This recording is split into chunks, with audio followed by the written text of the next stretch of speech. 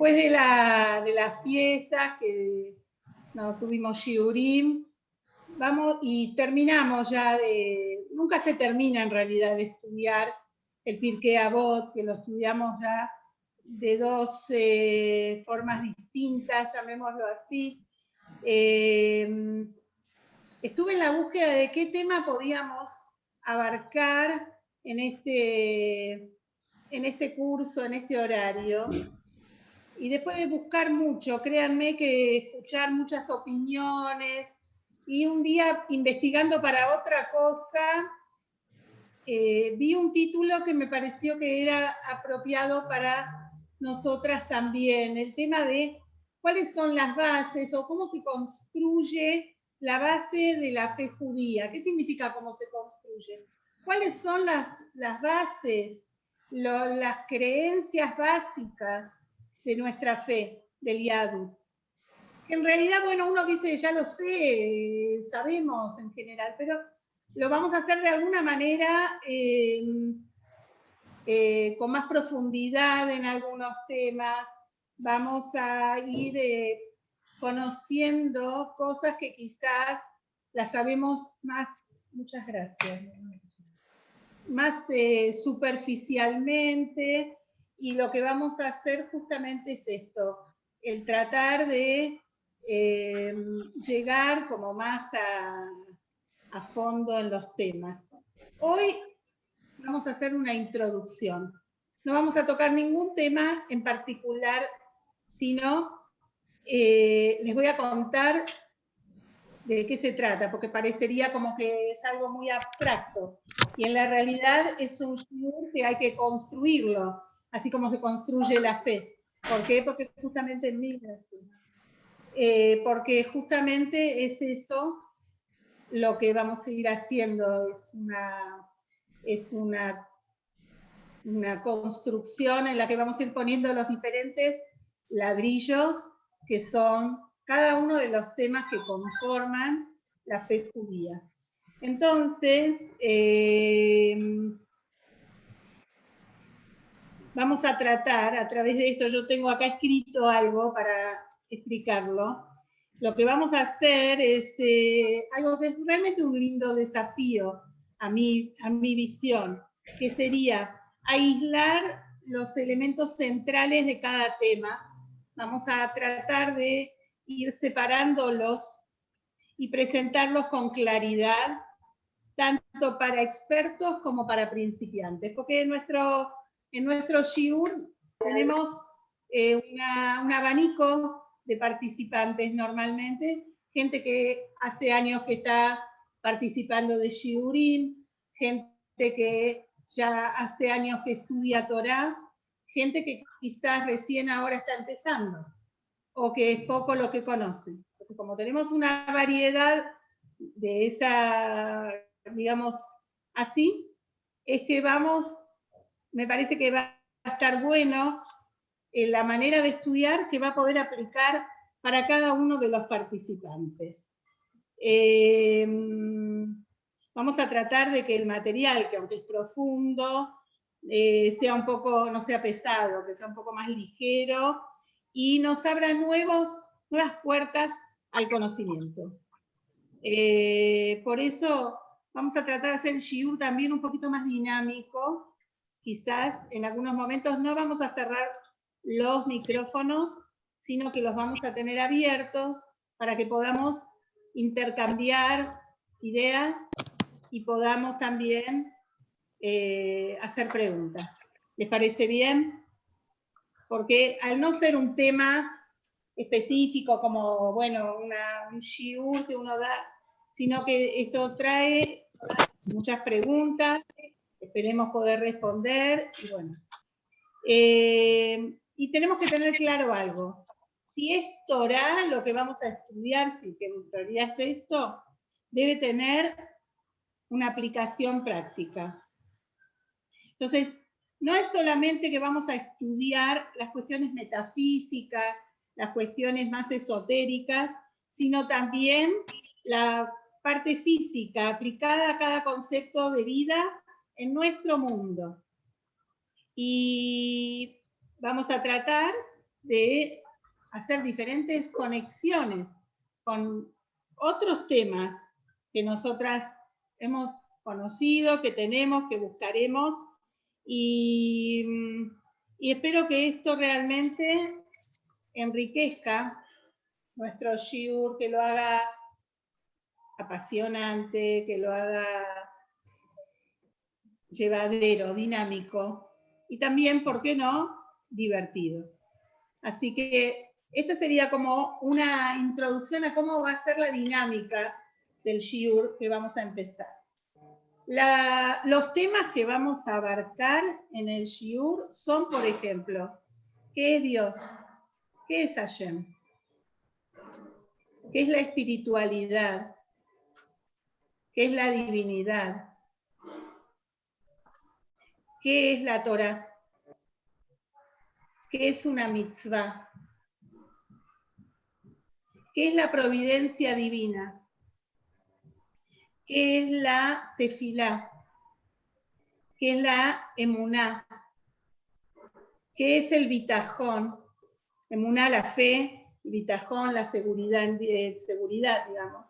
¿Qué es el libre albedrío?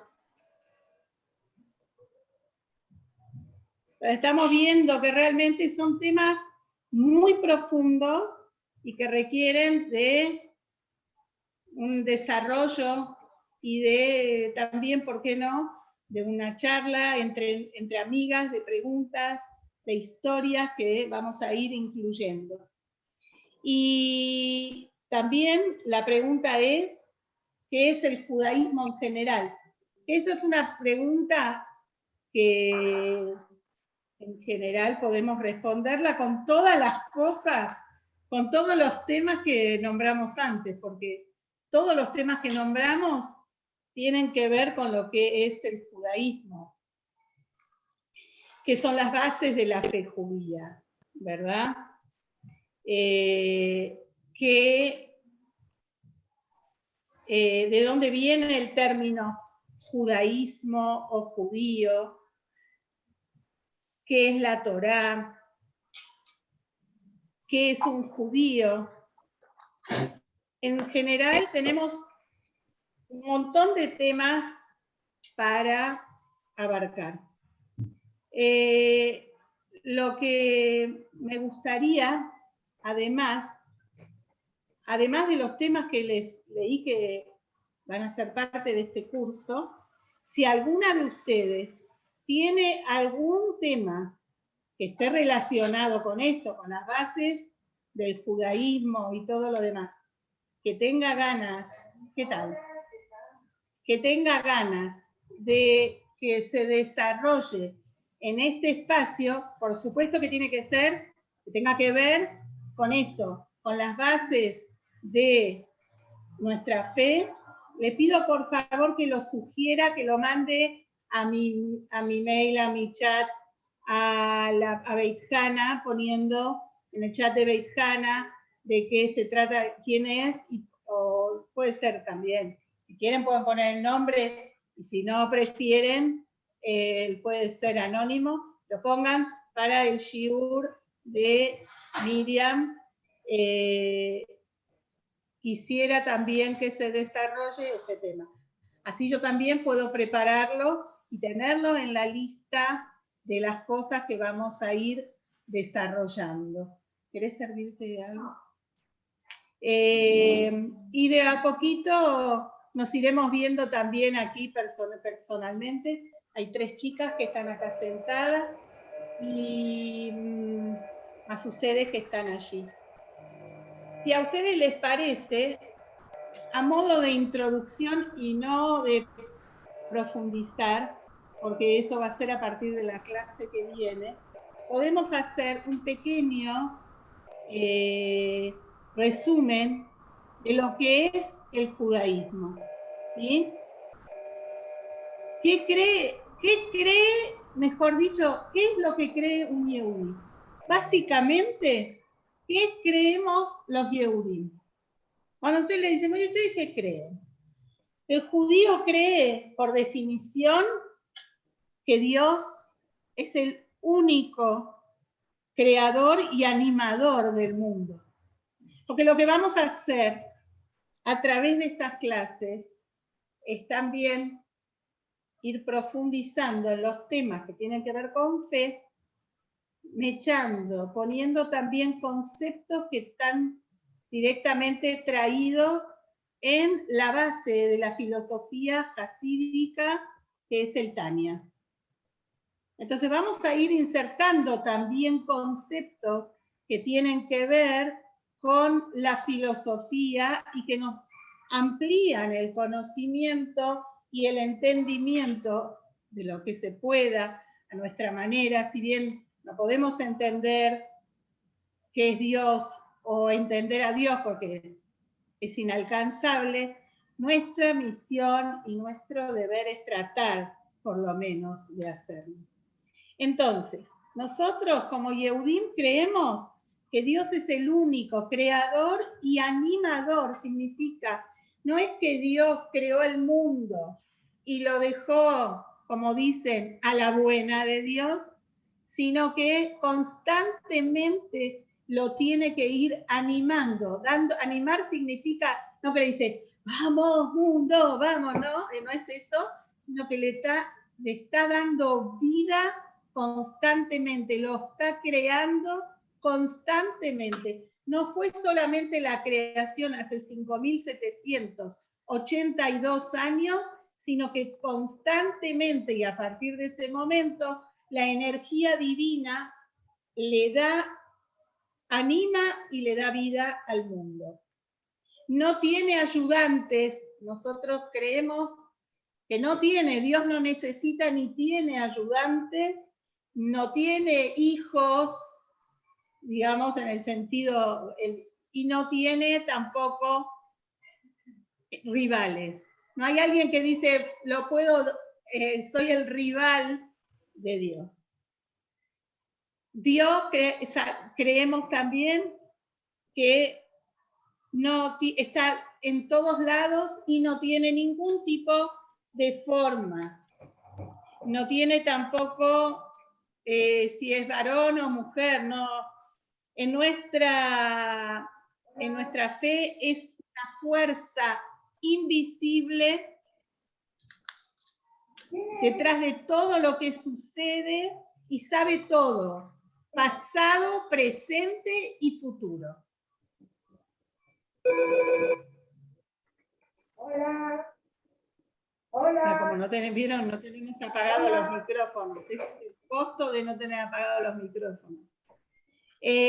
Algo muy importante es que Dios le otorgó a la humanidad, y esto lo vamos a analizar después, como ya lo nombramos como tema particular, Dios le otorgó a la humanidad el libre albedrío. Hola. ¿Sí? Y entonces, cuando las personas deciden seguir sus mandatos, esto es lo que creemos nosotros, y esto también está traído en los 13 principios de fe del Rambam, del Maimónides. Cuando la persona decide seguir los mandatos divinos, Dios lo va a compensar, va a tener una recompensa. Esas recompensas pueden ser en este mundo o en el mundo por venir, es el mundo que viene después de la vida, el otro mundo.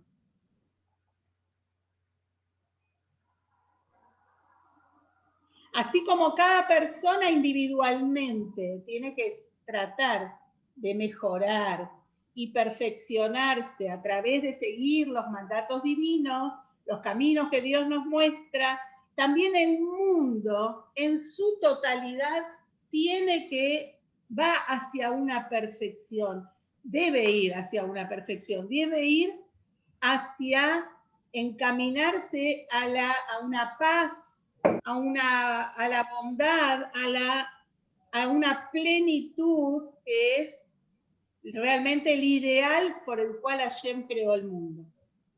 Ese momento, esto todo, lo que yo estoy diciendo todo es en qué cree un Yehudí de acuerdo a las bases del judaísmo, ¿sí? ese momento en que el mundo alcance su plenitud, con paz, con amor, con solamente cosas buenas y positivas, es el momento llamado la era mesiánica. ¿No se escucha?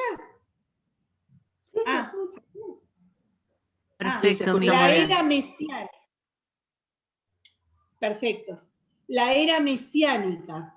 Y durante ese momento, cuando suceda esto, los Yehudim van a retornar a Eretz Israel, van a reconstruir el Beit HaMikdash, y después de esto va a desaparecer la muerte y la enfermedad del mundo, y finalmente los difuntos van a revivir. Esta es, si se dan cuenta, es un gran resumen de los 13 principios del Rambam, ¿no? No nombramos exactamente todos, porque el Rambam nombra también que tenemos que creer en los profetas, en la verdad de la Torá, de Moshe Rabbeinu, de esas cosas. Pero en un resumen, como si fuera un recorrido rápido, estuvimos nombrando todo esto. Entonces, cuando nos preguntan ¿qué es la fe básica de los Yehudim? En resumen es esto. Lo que nosotros vamos a hacer a partir de este espacio es ir analizando cada uno de estos temas en profundidad. ¿Cuál es la historia del judaísmo? O sea, ¿cómo empieza la historia judía? Nosotros tenemos que decir que nuestra historia empieza con los 6 días de la creación, porque así empieza realmente la Torá, ¿no? Y después de todo lo que nos va contando la Torá, la creación, lo que pasamos la parshá pasada, la historia de la civilización, hasta que llega el diluvio, Noah, todo esto ¿para qué? Para llegar a el primer hebreo. Quizás sería mejor que apaguen los micrófonos porque si no se comparten los ruidos. Tenemos al primer hebreo, Abraham Avinu, que la historia de Abraham la vamos a ir recorriendo, ya la estamos recorriendo en esta parshá de Lech Lechá, y que la vamos a ir recorriendo y viendo cómo a partir de él nace el pueblo judío. En realidad, Abraham no era judío, era hebreo, que es el término con el que se lo llama, hebreo. Que si bien hoy en día sería lo mismo, alguien puede decir yo soy hebreo, o alguien puede decir yo soy judío, soy yehudí o soy ibrí. Pero en la época de Abraham, el yehudí todavía no existía ese término. Abraham se llamó Ibrí porque viene de la palabra Eber, que significa del otro lado. Me'eber, porque él vino del otro lado del río. Él vino del otro lado del Éufrates, vino de la Mesopotamia. Y entonces, como él vino de ese lado, la gente cuando lo vio llegar a la tierra de Canaán, ¿quién sos? ¿De dónde venís? No había apellidos en esa época, entonces él dijo, vengo del otro lado del Éufrates. Y entonces por eso era el hebreo. Mi marido siempre hace un chiste que dice que Abraham en realidad era entrerriano, porque nació en la Mesopotamia. Así que capaz que tomaba mate y todo. Rose, te explico, vos sabés, porque estás en Entre Ríos, en Argentina, está entre 2 ríos, y también está ubicado en un lugar que es la Mesopotamia de la Argentina. Bueno, pero Abraham nació en Aram Naraim, que está en la Mesopotamia asiática, ¿no? entre el Éufrates y el Tigris. Por eso él era llamado el hebreo, pero no es la única razón. También él, del otro lado, lo llamaban, ¿por qué? Porque todo el mundo era idólatra y él era el único que creía en un solo Dios. Era el único monoteísta. Por eso lo llamaban el hebreo, el del otro lado. Todos pensaban de una manera, Abraham creía en otra cosa. Y a partir de él sabemos que nacen Isaac y Jacob y las 12 tribus. Las 12 tribus van a Egipto, están 210 años cautivas, esclavizadas en Egipto. Después de esto, Dios los saca, los lleva frente al Ar Sinai, al monte Sinaí, y en el año 3300, perdón, estoy diciendo cualquier cosa, en el año 2448 de nuestra cuenta, Hashem nos entrega la Torá en el monte Sinaí. ¿Sí? Después, 40 años después de eso, los judíos estuvieron deambulando por el desierto hasta que entraron a la tierra de Israel. Con el tiempo conquistaron la tierra de Israel y después de cientos de años, David Amelech conquista Jerusalén y su hijo Shlomo construye el primer templo, ¿sí? El Beit HaMikdash en Jerusalén. Y a partir de ese momento se prohíbe traer cualquier tipo de ofrenda en cualquier otro lugar que no sea Jerusalén.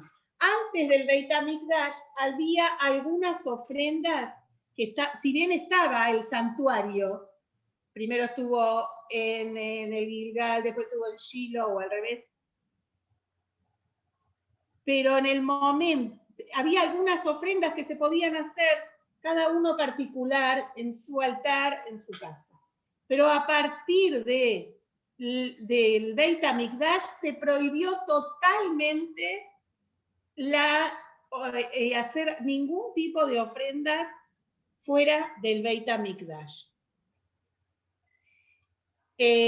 Salvo una excepción en la historia judía, que es la que Eliyahu Anabí hizo una ofrenda en el monte Carmel en la época del rey Ahab, cuando la reina Isabel trajo a todos los profetas del Baal y ellos querían mostrar que el Baal era el Dios, y Eliyahu Anabí desafió a los profetas del Baal y les dijo, vamos a ver quién es realmente el verdadero Dios, y ahí sucedió un milagro muy grande. Primero estuvieron los profetas del Baal haciendo intentos de que se manifieste algo maravilloso, una respuesta de parte del Baal, y no pasó nada, fue una vergüenza.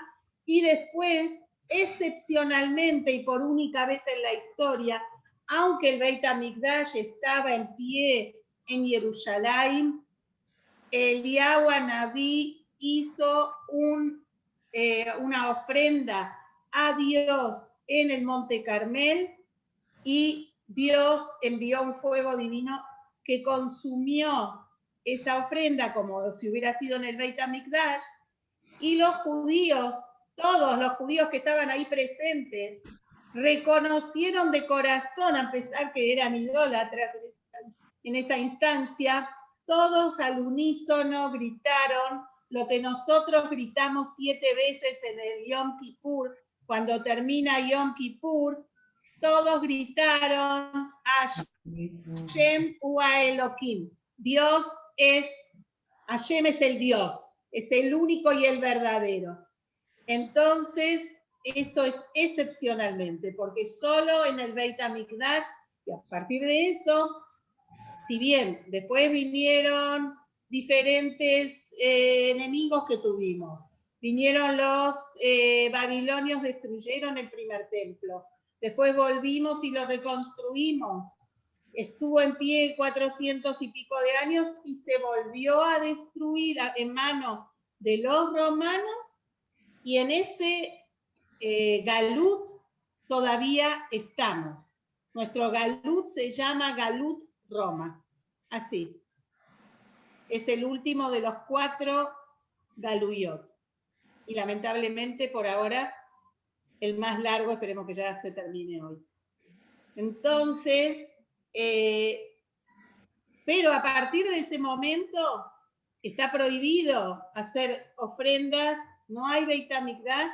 En lugar de las ofrendas tenemos la tefilá, la plegaria, ¿sí? Que fue compuesta por los sabios de Israel.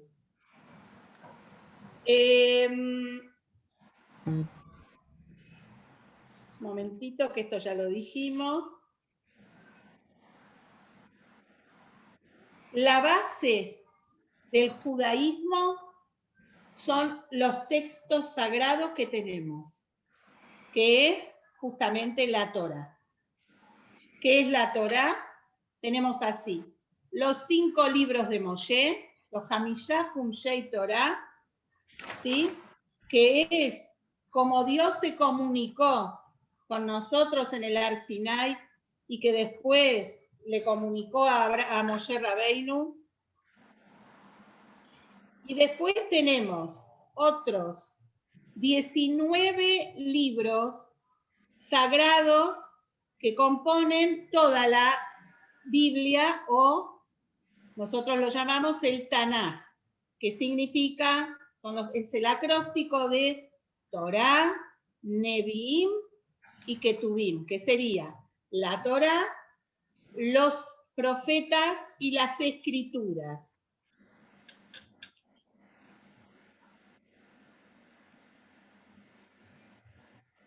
Y en ellas tenemos, a lo largo de cientos de años, desde Moshe Rabbeinu, todas las comunicaciones, las palabras proféticas que recibió el pueblo judío a través de sus grandes líderes, profetas, etc. Después de eso, ¿qué tenemos? Tenemos la Torá oral, la Torá Shebealpe. La otra es la Torá escrita, la Torá Shebichtav. Y entonces, nosotros ya esto lo hemos hablado muchas veces. La Torá escrita en sí misma, si bien contiene todas las mitzvot y todo lo que significa el judaísmo en su completitud, hay partes que si no tuviéramos acompañada la Torá oral, no las comprenderíamos. ¿Por qué es así? Porque en realidad Moshe en el monte Sinaí, en el Har Sinai, recibió ambas partes de una misma Torá. Recibió la Torá escrita y recibió también la Torá oral, la Torá Shebealpe. Si no, hubiera sido imposible cumplirla.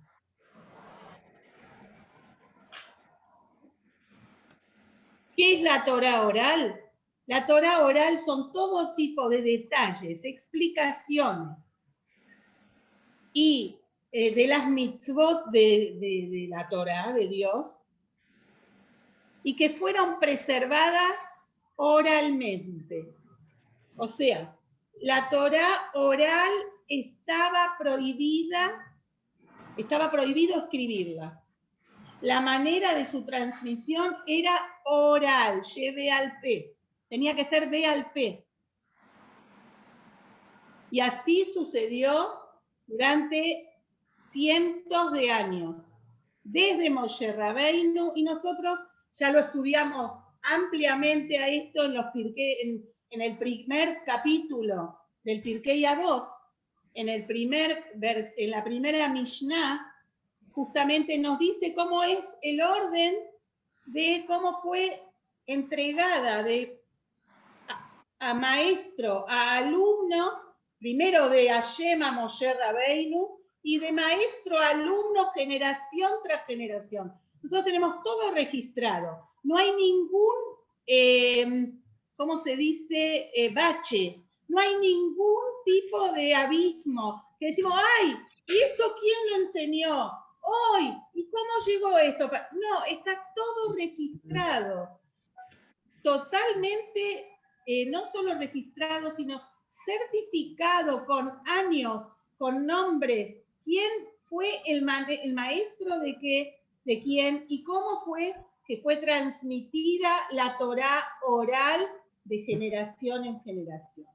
Pero, ¿qué pasó cuando ya realmente, en la época de la destrucción del segundo templo, ya las persecuciones eran terribles, las matanzas, todo esto, y la persecución sobre todo a la transmisión oral, estaba prohibida por los romanos, que se nombraran rabinos, se ordenaran, como se dice, la ordenación rabínica, la smijá estaba prohibida con pena de muerte, porque lo que buscaban justamente era cortar la transmisión oral, la transmisión de la Torá, porque esto es, sin dudas, la única clave de la existencia del pueblo judío.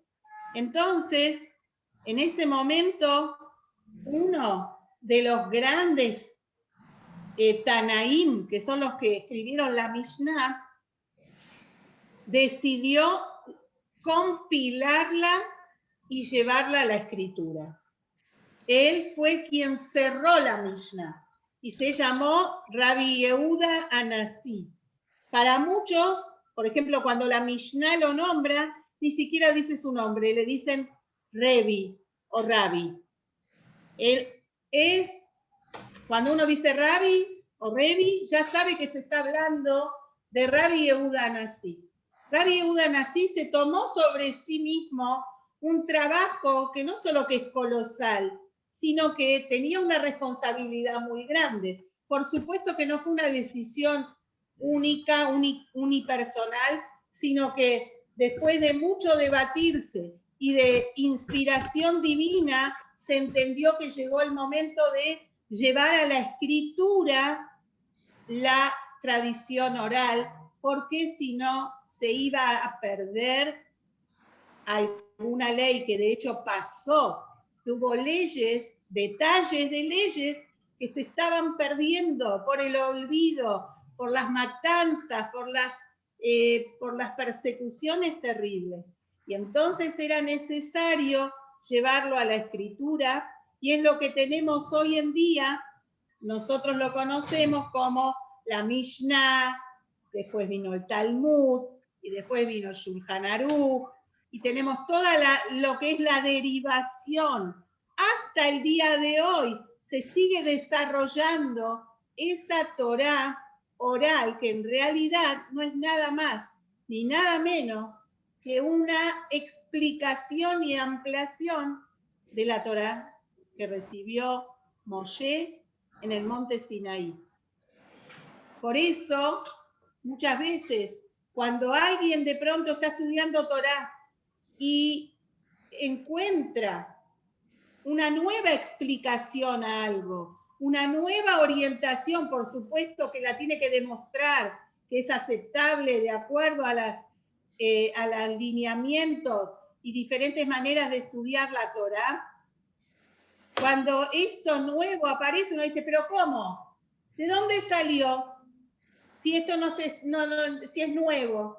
Entonces se dice, no es nuevo. Esto que este Talmid Jajam desarrolló en este momento ya fue entregado hace 3.333 años a Moshe en el Har Sinai. Solo que ahora se descubrió, se reveló. Pero en potencia Moshe Rabbeinu ya lo recibió en el Har Sinai. Porque la Torá es inagotable y nosotros seguimos viendo cómo se sigue revelando y escribiendo más y más. Y si les preguntan, ya vamos a ir terminando, ¿qué es lo que hace un judío? ¿Qué es lo que hace un judío? Bueno, un judío tiene 613 instrucciones divinas en la Torá, que nosotros llamamos mitzvah, que mitzvah tiene dos acepciones. La palabra mitzvah viene de la palabra tzibui, que significa orden, mandato, pero también viene de la palabra tzavta, que tzavta significa jibur, unión, porque a través de la realización del cumplimiento de una orden divina, que esto lo vamos a profundizar mucho más, la persona se une a Hashem, se hace una sola cosa, se fusiona con el Creador. Y esto es algo muy profundo que tenemos que saber, que mitzvot solo se pueden cumplir en este mundo. Las almas en el mundo superior no cumplen mitzvot, porque las mitzvot son prácticas y están relacionadas con este mundo. Como Moshe Rabbeinu lo convenció a los ángeles cuando no querían, decían, ¿por qué le van a dar la Torá a los hombres? Ellos son imperfectos. Y entonces Moshe Rabbeinu dijo, ¿acaso ustedes tienen envidia? ¿Acaso ustedes tienen padres? ¿Acaso ustedes tienen ganas de robar? No tienen nada de eso. El desafío es en este mundo.